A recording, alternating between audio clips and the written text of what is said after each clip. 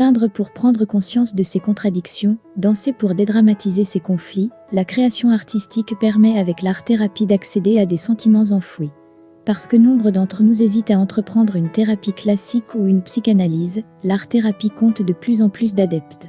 Elle apparaît souvent, en effet, comme une chance nouvelle d'accéder à ses sentiments et à ses émotions refoulées, parce qu'elle travaille dans le mine de rien, en utilisant une stratégie de détour, une ruse qui permet de contourner les résistances au changement, explique le docteur Jean-Pierre Klein, psychiatre. Son principe ? Se servir de la création artistique, peinture, théâtre, danse, collage, modelage, photographie, marionnette, pour pénétrer les problématiques inconscientes de l'individu et le conduire à une transformation positive de lui-même.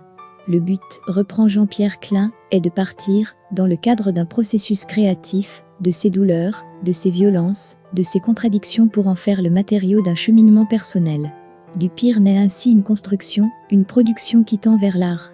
Certaines écoles d'art-thérapie, qui la pratiquent tendent à avoir une définition similaire de l'art-thérapie, pratique de soins fondée sur l'utilisation thérapeutique du processus de création artistique. La thérapie ajoute à l'art le projet de transformation de soi-même. L'art ajoute à la thérapie l'ambition de figurer de façon énigmatique les grands thèmes de la condition humaine. La création, acte et résultat, peut permettre la transformation profonde du sujet créateur. L'art-thérapie consiste en un accompagnement de ces créations dans un parcours symbolique au service du développement de la personne vers un aller mieux. Si l'on mentionne parfois le nom du marquis de Sade, comme précurseur de la méthode, en raison des spectacles qu'il dirigeait, vers 1800, à l'asile de Charenton, et qui attiraient le tout Paris avide de voir des aliénés en représentation, on attribue plus sérieusement l'origine de l'art-thérapie au peintre anglais, Adrian Hill, qui en fit le premier l'expérience en 1940.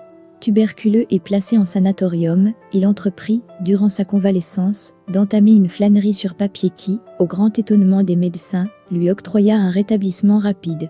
Lorsqu'il est satisfait, l'esprit créateur favorisera la guérison au cœur du malade, écrivit-il. Intéressé par cette approche, la Croix-Rouge britannique l'utilisa avec ses patients. En 1950, les premiers programmes de formation en art-thérapie virent le jour aux États-Unis.